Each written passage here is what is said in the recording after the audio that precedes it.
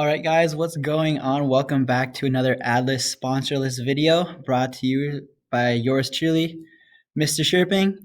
So recently, we've been talking about a lot about bacteria, how they're prokaryotic, which means no nucleus. We've been doing a lab, so we're gonna go a little bit more in depth about antibiotics, like what we use to fight against bacterial infections, right?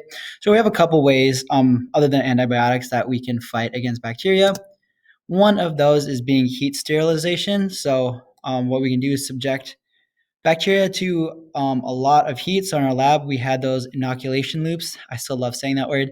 And we put them into fire till they were glowing. And when the metal was glowing, it was hot enough to kill any bacteria that were on that loop. Next is the correct types of food processing and storage. So this is why we wash our hands before we eat and after we eat. Certain types of kitchen equipment, such as like coolers and freezers, make the environment too cold for the bacteria to stick around and spoil the food. So that's why we freeze and refrigerate things. And things like also like UV light. So if you know our goggle or safety goggles containers in our classrooms here that are white, you might hear those that weird clicking sound that you hear and you get used to, and then when it's done, all of a sudden gets really quiet. That's actually UV light running, sanitizing all of our goggles there. And another thing you can use is disinfectants. So I'm sure you guys are pretty familiar with these. So these are just chemicals that kill bacteria, things like bleach and antibacterial soap. So again, that's why we wash our hands with soap. And like use things like hand sanitizer to kill any bacteria on our hands. So we kill that 99.9% of bacteria and leave that 0.01 to spread the word and warning to other bacteria. So back to antibiotics. This is what this main video is going to be about. So what are antibiotics exactly? So antibiotics are drugs, usually prescription. Can't really buy most of this stuff in store off counter, that kill bacteria without hurting the organisms that are taking it. So in case talking about us, we take antibiotics, we don't get harmed, just the bacteria that we are trying to fight off. So why is this? Why doesn't antibiotics harm us? Why don't they not kill our cells along with bacteria cells? That's because bacteria are obviously a little different than people. So bacteria have a cell wall. They undergo asexual reproduction instead of sexual like we do. And their ribosomes and proteins, they kind of function the same, but they're a little bit different, just different enough to make it so antibiotics work a little bit differently. So let's break this down. So one way we can attack a bacteria cell with antibiotics is to weaken that cell wall. We know cell wall gives support and protection to a cell. So if we can break that down, it's going to be bad news and probably kill the cell here. So one type of antibiotic we can do that really targets the cell wall is penicillin. So penicillin is actually shaped and formed much like a normal protein that would be incorporated into a cell wall of a bacteria, but it's a little bit different. So when the bacteria see this penicillin, it goes, oh, hey, I know this protein. It's supposed to go in our cell wall. So it incorporates it in, but it's really not. We kind of fake it out, like psych. And then the cell wall gets spread apart, per se. We put the proteins within the cell wall, leaving pores and holes that ends up cracking and breaking their cell wall. So this, again, loosens the cell wall of a bacteria. And we know osmosis, water is going to move wherever from there's a low concentration into somewhere where there's a high concentration. In this case, inside of our bacteria cell is going to have a high amount of concentration. And so a bunch of water is going to flow into the cell. And then since the cell wall has been weakened too by the protein, the penicillin, the cell wall is not going to be it's going to be strong enough to hold all that extra water pressure, and then kaboom, the cell is just going to explode, kind of like our water balloon here. You can see the knife coming in and pressing into it. That's like our penicillin breaking the cell wall of a bacteria. At first, it's strong enough, but then adding in the penicillin, breaking down that cell wall, like poking the hole in that balloon, is kind of like adding that penicillin, making the wall not strong enough to fight against that water pressure, and they quite literally explode. So that's one way. Weakening the cell wall is one way that we attack our bacteria cells with antibiotics. The next way to attack is to block the copying or use of their DNA. So here we have two different types of antibiotics that I don't think I can really say. We have quinolone, which unwinds bacteria DNA, and therefore, so if we unwind their DNA before they can start reproducing it, that really messes them up, and they can't reproduce their own DNA. And then we also have sulfonamides. I really should have pulled up like Google Translate for this. Block the proteins that make nucleotides. And if you don't have nucleotides, remember that's one of our organic molecules that make up DNA. So if they can't make those nucleotides anymore, they can't make new strands of DNA. So both of these could either lead to death, the cell dying, or it could stop it from reproduction. So the bacteria cell can't reproduce, copy itself, and therefore it's eventually going to die off, and then we won't have another copy to keep it going. So that's one way these messing with this DNA, whether unwinding its DNA one way, or stopping the nucleotides being made so it can't make new DNA.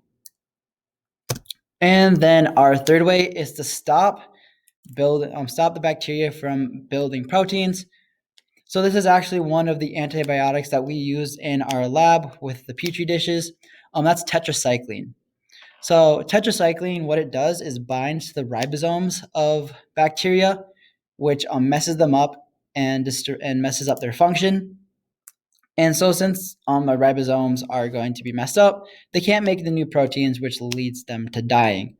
So here in our picture, we can see tetracycline right here. It actually binds right here on the ribosome, and therefore it kind of like blocks the chain. So usually something called tRNA will come into our ribosome to help make the proteins. But if we put tetracycline right in that one spot of the ribosome, this tRNA can't come in and help make the proteins. Therefore, it like jams it up or clogs up the bacteria ribosomes, so it can't make those proteins that it needs to live. All right, so just in summary, we had 3 different ways, but we can classify them in 2 ways, if that makes sense. So we can attack our bacteria cells from the outside, that was weakening the cell wall with the penicillin, kind of like that water balloon example that I had. And this is called bactericidal. So that's attacking from the outside, and then attacking from within, like infiltrating it, like James Bond. Attack structures from the inside from functioning, and to stop DNA replication in ribosomes from making proteins. So that's called bacteriostatic. And so again, bacteriostatic is going to be attacking from the inside. All right, so when it comes to antibiotics, it's all well and good. If you take the antibiotics, everything will die, right? So why do we keep having bacterial infections? Why don't we just have everyone take some antibiotics and just kill off all the bad bacteria, and we never have to deal with them again, right? Well, this is because bacteria starts evolving and creating a resistance. So some bacteria are going to have mutations. They're going to have differences in their DNA that allow them to survive the antibiotics, and then they can keep passing on those genes that help them survive. So if you're sick and take some antibiotics, right? So you might have a few bacteria that might not be killed by that antibiotic. You'll probably kill most of them, that 99.9%, but that 0.01, it's going to have a mutation that's going to allow it to survive and not die from that antibiotic. So since it's not killed, it's able to reproduce. And remember, they use asexual reproduction, so that means it's an exact copy. So now it's going to reproduce. Then you're going to have another bacteria cell that's going to be resistant to antibiotics, and then those 2 are going to replicate again. You have 4, 8, 16. And if you guys remember, bacteria cells exponentially increase in rate when they reproduce. So if you don't kill them all really quickly and right away, you're going to have these antibiotic-resistant bacteria that create a new strain.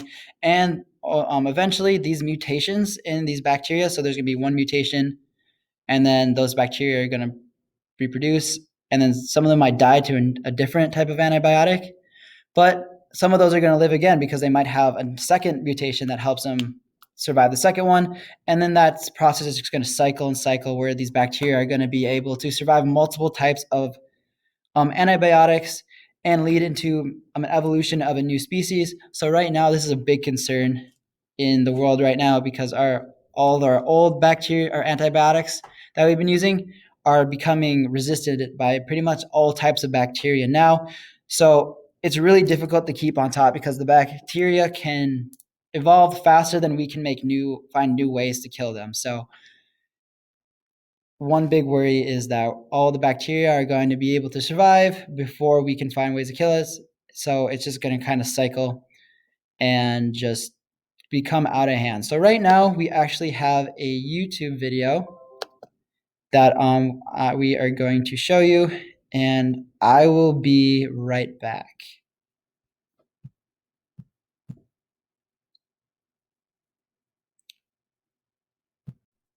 All right, so here's that video we're talking about. So if you guys remember from the lab we've been doing, we've been using petri dishes to grow bacteria. So at Harvard, they kind of did the same thing, except they made a mega plate here. Let's get this started. So this is going to show evolution of bacteria through different stages of different types of antibiotics. So here they broke up this giant table into different parts. So they divided it here. So we watch, you're going to see these numbers here. So 0 means there's going to be no antibiotics shown. 1 means there's going to be a small amount of antibiotics, 10, a little bit more, 100, now we're getting to a lot, and 1,000 times antibiotics. So there's a lot of antibiotics in the middle there. So what they're going to do is introduce bacteria on either of the sides. So one, the far right and the far left is going to be bacteria. And since there's going to be no antibiotics there, they're going to be able to grow very, very quickly. The bacteria is this white stuff. And see, now you can see they kind of pause and they stop and they created this hard wall. This is because they ran into those antibiotics, which is making it hard for them to grow. But as we can see and watch a little bit more, we can see some bacteria actually like breaks through this wall per se.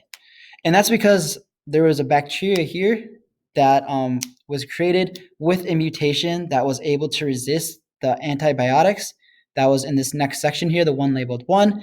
And then that bacteria with that mutation was able to reproduce and grow. And this is why we see that growth right here. So we can see some more bacteria getting over here and here, everywhere here, is getting that same mutation and is able to grow and spread out. So then we keep watching a little bit more. You can kind of see this border right here for where we go from that antibiotic score of like 1 to 10. So we can see this breaks. Some bacteria weren't mutated enough in order to break through and hit that 10 section. But some were. Some had mutations, whether their mutation was already strong enough or they made a different mutation that could resist the higher amount of antibiotics. But long story short, they're still able to grow and spread out here. And then you can see how we kind of have another kind of hard line here. This is where they hit that 100 level, but some of them are able to adapt and move on here. And they just keep growing and growing and growing until finally in the middle here, we have that 1,000 times resistant or 1,000 times antibiotic. And you can see that we have some bacteria again starting to grow because they kept mutating and try to like fight against that border until one of the bacteria were able to make a mutation strong enough in order to fight against the antibiotics. So Harvard in this video here, you can see kind of the trees and they kind of track the motions in the past of the bacteria that were able to mutate. So starting here, each color is like a new strain per se with a new mutation, strong enough to reach the next level of strength of the antibiotics. So you can see how many different strains there were via the different colors and then how many different paths that they could take in order to get and adapt and survive in this giant petri dish. So yeah, this just explains how and gives a nice visual example, I should say, of how bacteria can evolve super quickly and in a bunch of different ways. So it's really hard to keep on top of that evolution to keep them contained. So that is why it's really important if you take like it's prescribed antibiotics. You might take them and feel good after a couple of days and not finish your entire prescription, but it's super important that you take the whole thing because you might kill enough of the bacteria to feel good, but they give you enough to kill all the bacteria so you don't leave one or two to adapt and mutate, and then you're going to get reinfected all over again. So make sure you take all the antibiotics you're prescribed, because they give you enough to ensure that you kill all of them so they don't have time to mutate and reproduce and just wreak havoc again. So that is everything on antibiotics. If you have any questions, please email any of us. We'd love to talk. I know we're going distance soon, so please don't be afraid to start emailing us if you have any questions. So again, this is Mr. Sherping. Hope you guys have a great day, and answer those questions to keep this video adless and sponsorless. Have a great night, guys.